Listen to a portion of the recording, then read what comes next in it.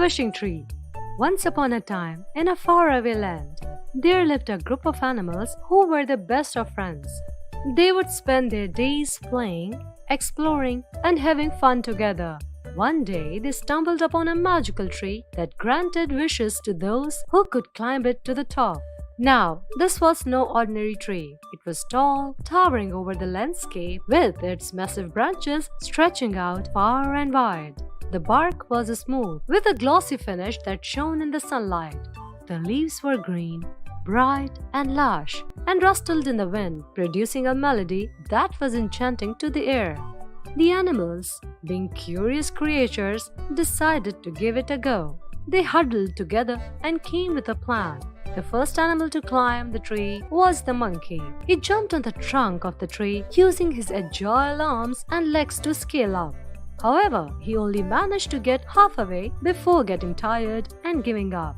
Next was the kangaroo. He hopped on one leg, then the other, until he reached the monkey's height, but he too got exhausted and had to stop. The other animals, including the giraffe, elephant, and lion, tried their best, but none of them could get to the top. That's when they heard a voice from behind the bushes. Hello, my friends. What are you up to? The animals turned to see a small brown mouse. "We are trying to climb this tree," said the elephant, "but we can't seem to make it to the top." The mouse giggled. I can climb that tree with ease. Watch me. The animals laughed. You are so tiny. How could you possibly climb that tree? Said the giraffe.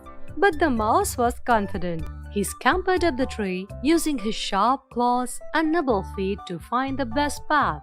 The other animals watched in amazement as the mouse reached the top of the tree and made a wish. I wish for a giant wheel of cheese, exclaimed the mouse. And just like that, a wheel of cheese appeared at the base of the tree. The animals cheered and congratulated the mouse on his successful climb. Let's all make a wish, said the monkey. Maybe we can all get something we have always wanted. So, the animals took turns climbing the tree, each one making a wish. The giraffe wished for a tall tree with juicy leaves. The elephant wished for a swimming pool of cool water, and the lion wished for a crown of gold. The mouse, however, had a different plan. He knew that the other animals' wishes would only last for a short while, but he wanted something that could last forever. So, when it was his turn to climb the tree again, he whispered his wish so that nobody could hear. As soon as he reached the bottom, he scampered away, leaving the other animals confused. What did the mouse wish for? I don't know, said the elephant, but I hope it's something good. Days passed, and the animals forgot about the tree and the wishes they had made. But then something strange began to happen. The mouse started to grow. His fur became thicker, his claws longer, and his teeth sharper. Soon he was the biggest animal in the group, towering over the others. The animals were shocked. What happened to you? Asked the giraffe. I made a wish to the tree, said the mouse. I wish to be the biggest and strongest animals in the land, and now I am. The other animals were taken aback. They had never seen a mouse so big before. But what about us? Asked the elephant. What will happen to us now that you are so big? The mouse looked down at his friends and smiled. Don't worry, my friends. I may be big, but I will always be the same old mouse you know and love. And besides, now that I'm bigger, I can protect all of us from any danger that may come our way. The animals were relieved to hear this and continued to play and have fun together, with the mouse watching over them like a guardian. And so, they all lived happily ever after, with Mouse as their fearless leader. But the mouse never forgot the lesson he had learned. He realized that it's not the size of an animal that matters, but rather the strength of their spirit and the size of their heart. And with that, he led by example, inspiring his friends to be brave and kind, No matter what obstacles they may face, the magical tree continued to stay tall, granting wishes to any animal brave enough to climb it. And although the animals never made any more wishes, they knew that they had already been given the greatest gift of all, the gift of friendship and the strength that comes from standing together.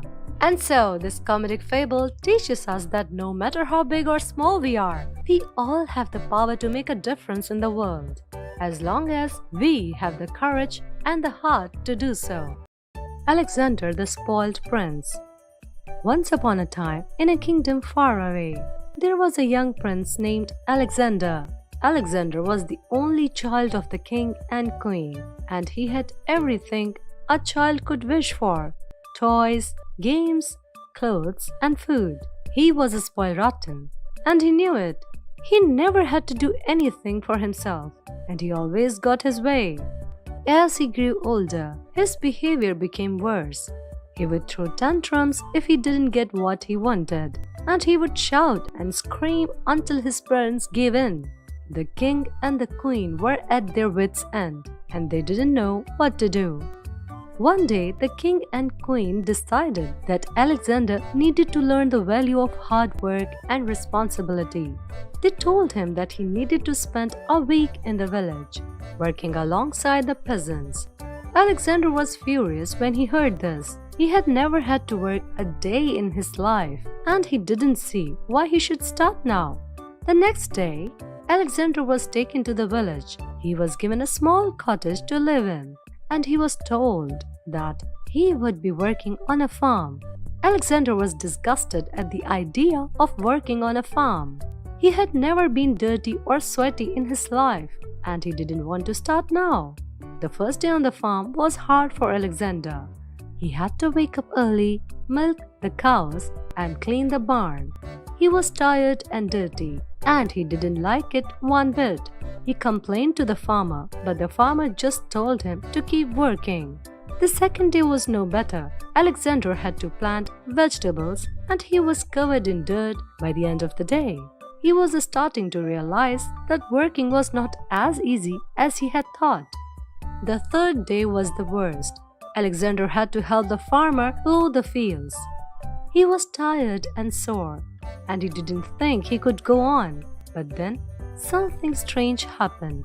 Alexander started to feel a sense of accomplishment. He had worked hard, and he had helped the farmer. He had never felt this way before, and he didn't want it to end. On the fourth day, Alexander woke up early, eager to start work. He had a new sense of purpose, and he was determined to do his best. He worked all day, and he was proud of what he had accomplished. The fifth day was even better. Alexander helped the farmer harvest the crops, and he felt like he was the part of something important. He was no longer the spoiled prince. He was a hard-working peasant. On the sixth day, Alexander realized that he had learned a valuable lesson. He had always thought that he was entitled to everything, but now he knew he had to work for what he wanted. He had learned the value of hard work and responsibility, and he was proud of himself. On the seventh day, Alexander returned to the castle. He was a changed person. He no longer threw tantrums, and he was grateful for everything he had. He thanked his parents for sending him to the village, and he promised to be a better person from now on. The king and queen were amazed at the transformation in their son. They were proud of him, and they knew that he had learned a valuable lesson. Alexander had learned that the world didn't revolve around him, and that he had to work for what he wanted. From that day on, Alexander was a different person. He worked hard, and he was kind to everyone he met. He had learned the value of hard work and responsibility, and he was a better person because of it. And so, Alexander lived happily ever after, knowing that he had learned a valuable lesson. He continued to work alongside the villagers, helping them with their tasks and learning new skills along the way. He found joy in simple things, like the taste of fresh vegetables he had helped to grow, or the feeling of a warm fire after a long day of work. The king and queen were overjoyed to see their son's transformation. They had always loved him, but now they were proud of him too. They could see the kindness in his heart and the hard work in his hands, and they knew that he would be a great ruler one day. Years passed, and Alexander grew into a wise and just king.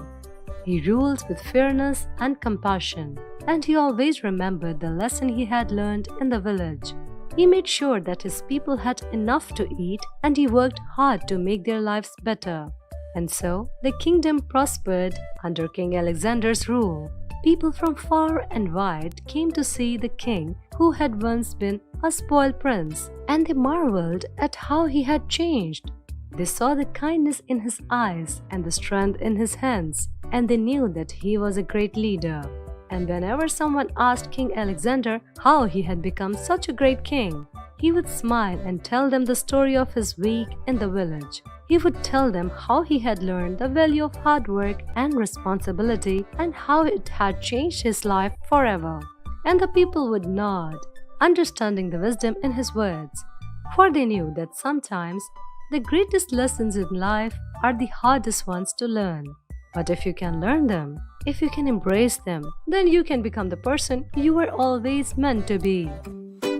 Thanks for watching. Please subscribe and don't forget to like.